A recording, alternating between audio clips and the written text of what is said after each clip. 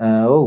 වෙසක් පොහොය කියලා කියන්නේ බෞද්ධයන්ට ඉතාමත්ම වැදගත් වෙච්ච පොහොය දවසක්. එතකොට බෞද්ධයන්ට අනිත් පොහොය අතරින් ගොඩක්ම සුවිශේෂී පොහොයක් විදියට මෙන්න මේ වෙසක් පොහොය සලකනවා. මේකට හේතුව තමයි අපේ බුදුරජාණන් වහන්සේගේ සම්බුදු තෙමගුල සිද්ධ වුණු අසිරිමත් වූ පොහොය දවසක් මේ වෙසක් පොහොය. එතකොට සම්බුදු තෙමගුල කියලා කියන්නේ අපේ මේ බුදුරජාණන් වහන්සේ කුඩා කාලේ සිද්ධාර්ථ කුමාරයෝ විදියට, ඒ කියන්නේ බෝසත් කුමාරයෙක් විදියට, පුංචි පුතෙක් විදියට මේ ලෝකයේ ඉස්සෙල්ලාම මේ මහ පොළවට පය තියලා මේ ලෝකයට ආපු දවස. එහෙම නැත්නම් උපත සිදු වෙච්ච දවස විදියට සලකනවා අපි වෙසක් පොහොය දවස. එහෙනම් මේ උපත සිද්ධ වුණේ මේ වෙසක් පොහොය දවසේ. ඊගාවදී ඒ සිද්ධාර්ථ කුමාරයා තරුණ වයසටපත් වෙලා මහා බිනිෂ්ක්‍රමණය කරලා අවුරුදු 6ක්ම දුෂ්කර ක්‍රියා කරලා ඒ දුෂ්කර ක්‍රියාවේ අවසාන ප්‍රතිඵලය විදියට විමුක්තිය ලබාගෙන, එහෙම නැත්නම් මේ බුදුදහමේ පරම නිෂ්ඨාව වෙච්ච නිවන ලබාගෙන උන්වහන්සේ සම්මා සම්බුද්ධත්වයට පත් වෙච්ච පොහොය දවස තමයි අනිත් පැත්තෙන් වෙසක් පොහොය දිනය.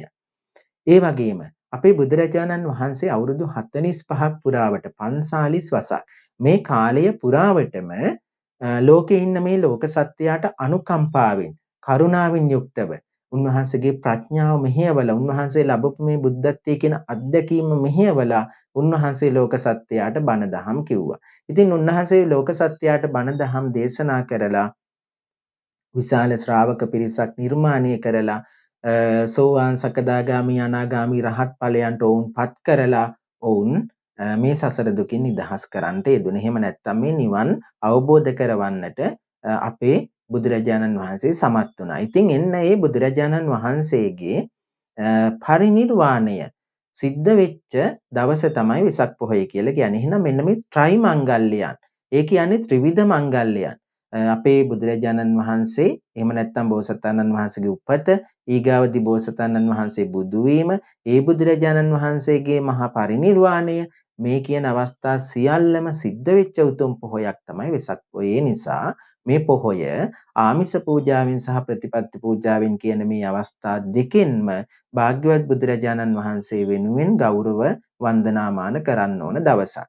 ඒ නිසා ඔබේ විහාරස්ථානයේ, එහෙම නැත්නම් ඔබේ ගෙදර මේ කියන හැම තැනම, විහාරස්ථානේ, ගෙදර, වැඩ කරන තැන, මේ කියන තැන්වල භාග්‍යවතුන් වහන්සේ වෙනුවෙන් ඔබේ උපහාරය දැක්ුවාට කිසිම වරදක් නැහැ. ඒක ඔබට පිනක් මිසක් ඔබට අයහපතක් වෙන දෙයක් නෙමෙයි.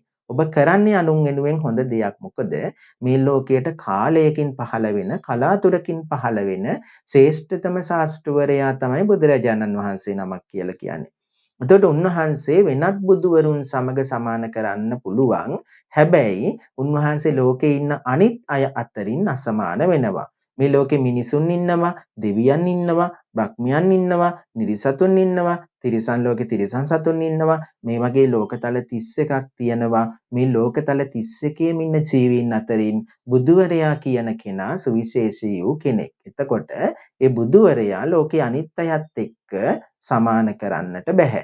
හේතුව ලෝකේ ඉන්න අනිත් අය බුදුරජාණන් වහන්සේ තරමට ප්‍රඥාවට ඇවිල්ලා ඒක අවබෝධ කරලා නැති නිසා. ඉතින් ඒ නිසා බුදුරජාණන් වහන්සේ කෙනෙක් ලෝකේ ඉන්න අනිත් අය සමග අසමාන වෙනකොට බුදුවරයෙක් සමග පමණක් තවත් සමාන වෙනවා. එහෙනම් ඒ නිසා උන්වහන්සේට කියනවා අසම සම වූ කියලා. මෙන්න මේ අසම සම වූ මහා කරුණාවේ ප්‍රතිමූර්තිය වන්නෝ, මහා ප්‍රඥාවේ ප්‍රතිමූර්තිය වන්නෝ මේ බුදුරජාණන් වහන්සේ ඔන්න අපි සමරන්නට අවශ්‍යයි. ඉතින් බුදුරජාණන් වහන්සේ ගැන හදවතේ තියාගෙන, මේ හදවතේ ආකල්පේ තියන් ශ්‍රද්ධාවෙන් යුක්තව අපේ භාග්‍යවතුන් වහන්සේ උදෙසා මේ මල පූජා කරනවා. අපේ භාග්‍යවතුන් වහන්සේගේ අනන්ත වූ ගුණ සමුදායන් උදෙසා අපි මේ වෙසක් පහන් කූඩුව නිර්මාණය කරනවා. අද දවසේ අපේ භාග්‍යවත් බුදුරජාණන් වහන්සේ උදෙසා අපි මේ විදුලි ආලෝක පූජාව කරනවා. අපේ භාග්‍යවත් බුදුරජාණන් වහන්සේ උදෙසා අපි මේ පහන් කූඩු නිර්මාණය කළ අපේ පන්සල අලංකාරවත් කරනවා. මෙන්න මේ විදියට ඔබේ හිතේ තියාගෙන ඒ කාරණේ කළොත් එහෙම ඔයාට විශාල පිනක් සිද්ධ වෙනවා. ඉතින් ඒ නිසා මේ පින ඒ විදියට කරගන්න ඕන. ඒ නිසා හැම දරුවෙක්ම, හැම වැඩිහිටියෙක්ම ගමේ හැම ගෙදරකින්ම එක කූඩුවක් ගානේ අරගෙන ගිහිල්ලා පන්සල සරසන්න. ගෙවල් 250ක් තියෙනවා නම් ඔබේ ගමේ පන්සලත් එක්ක එකතු වෙච්ච ඒ ගමේ ගොදුරු ගම කියලා අපි කියනවා. ඒ ගොදුරු ගම ඇතුලේ ගෙවල් 250ක් තියෙනවා නම් පන්සල ලස්සන කරපු කූඩු 250ක් තියේවි. ඉතින් ඒ වගේම එක ගෙදරකින් රුපියල් 10 50 එකතු කරොත් මං හිතන්නේ ලස්සන විදුලි ආලෝක පූජාවක් කරන්න පුළුවන් වෙයි. ගමේ තරුණයෝ 10ක් 15ක් එකතු වුණොත් හවසට ලස්සන පූජාවක් කරන්න පුළුවන්. ඉතින් මෙන්න මේ විදියට පොහොය වෙසක් පොහොය කියන්නේ ගමේ හැම කෙනෙක්ටමයිති පොහොයක්. ඒක එක පාර්ශවයකට හෝ කාවුරුවත් කරනකම් බලාගෙන ඉන්න ඕන පොයක් නෙමෙයි. මේක පන්සලේ හාමුදුරුවෝ කොඩි ටික ගෙනල්ලා හාමුදුරුවන්ට කොඩියක් දාගන්න බැරිද කියලා හාමුදුරු විවේචනය කර කර යන පොයක් නෙමෙයි වෙසක් පොය කියලා කියන්නේ. මේකේ අර්ථය දන්නවනම් භාග්‍යවත් බුදුරජාණන් වහන්සේ නමකගේ ගුණ දන්නවනම් සැබෑ බෞද්ධයෝ නම් ඇත්තටම අපි පන්සලට ගිහිල්ලා මේ වැඩ කරන්න පෙළඹෙනවා. ඒ නිසා අපි උපැන්න සහතිකයට බෞද්ධ වුණොත් අපි එහෙම පෙළඹෙන්නේ නැහැ ඇත්තටම. ගොඩක් ඉන්නේ උපැන්න සහතික බෞද්ධයෝ මම දැකපු විදියට. ඒ කියන්නේ ලංකාවේ බෞද්ධයෝ කොච්චර ඉන්නවද? ඒ අය අතරින් ගොඩක් දෙනෙක් අර උපදිනකොට අම්මගේ තාත්තගේ ආගම උපැන්න සහතිකයට දාන නිසා ඒ විදිය වෙනවා. හැබැයි එතනින් එහා පැත්තට මේ පූජාවක් කරන්න ආමිස පූජාවක යෙදෙන්න ප්‍රතිපත්ති පූජාවක යෙදෙන්න හිතන්නේ නැහැ. ඒ නිසා පොය දවසට අනිත් කාරණේ තමයි දරුවනේ අනිවාර්යෙන් ඔයාලා ප්‍රතිපත්ති පූජාවක යෙදෙන්න. හේතුව බුදුරජාණන් වහන්සේ දේශනා කරේ මේ නිවන් මඟ තියෙන සම්පූර්ණ ප්‍රතිපත්ති පූජාව මත.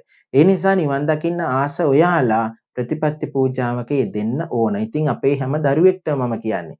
දැන් මේ පන්තියේ ඉන්න මේක අහගෙන ඉන්න මේ හැම පුතෙක්ටම මේ දුවෙක්ටම කියන්නේ. පොයට පන්සලට යන්න. පන්සල අමතක කරන්න එපා. ගමේ පන්සල ඔබගේ මරණයට එනවා. ඔබගේ දාණයට එනවා. ඔබේ හැම වැඩකටම එන පන්සල පොය දවසට ගිහිල්ලා ඉවර වෙලා ඒකේ වැඩ කරන්න. ඒක ඔයාට කියා ගන්න බැරි අසීමිත පුණ්‍ය ශක්තියක් එකතු වෙනවා. ඉතින් ඔයාට අමුතුවෙන් දුවන්න ඕන නෑ කවුරු හරි කෙනෙක් අසනීප වුණාම පන්සලේ බෝධිය හොයාගෙන. ඔයා පොයට ගිහිල්ලා ඉවර වෙලා මේ වැඩ කටයුතු කරනවා නම් පන්සල ආලෝකමත් කරනවා නම් ඔයා වචනයෙන් හාමුදුරන්ට බැනලා වැරදි කරගෙන නැත්තම් එහෙමනම් ඔයාට අමුතුවෙන් පිටක් පිළිසරණක් හොයා දුවන්න ඕනේ නැහැ. ඔයා ඒ කරන වැඩ ටික ඔයාට ආශිර්වාදයක් එනවා. ඉතින් ඒ නිසා මේ අපේ පන්තියේ හැම දරුවෙක්ම මම ඒක කියලා තියෙන්නේ. ඔයා අනිවාර්යෙන් පන්සලට කූඩුවක් හදලා දෙන්න ඕන. අපේ පන්තියේ ඉන්න ළමයි හැම කෙනෙක්ම තමන්ගේ පන්සලට කූඩුවක් හදලා දෙනවා. දැන් මෙතන ඉන්නේ අපේ මේක දැන් අහගෙන ඉන්නේ මේ ලංකාවේ එක එක පැතිවල දරුවෝනේ. එතකොට එක එක පැතිවල ඉන්න දරුවෝ හැම කෙනෙක්ම බෞද්ධයි. ওই පන්තියේ ඉන්න ඒ හැම කෙනෙක්ම තමන්ගේ පන්සලට කූඩුවක් හදලා දෙන එක අනිවාර්යයි. මම ඒක අනිවාර්ය කරලා තියෙන්නේ. ඔන්ලයින් වුණාට අපි කතා කරන්නේ ඒක මම අනිවාර්ය කරලා තියෙන. ඒ නිසා ලස්සන වෙසක් කූඩුවක් හදලා තියෙන්නේ. ඒ වෙසක් කූඩුව අපිට එවන්න ඕන අපේ ගෲප් එකට. එවලිවර වෙලා ඒක පන්සලට ගිහිල්ලා ආලෝකමත් කරන්න ඕන. එතකොට බලන්න ඔයා හදලා දීපු කූඩුව ආලෝකමත් වෙනකොට ඔයාගේ හිතේ තියෙන සතුට පුදුම සතුටක් ඔයාගේ හිතට දැනෙන්නේ. ඒ නිසා ඒ විදියට පොය දවසේ ආමිස පූජා සහ ප්‍රතිපත්ති පූජා කරන්න.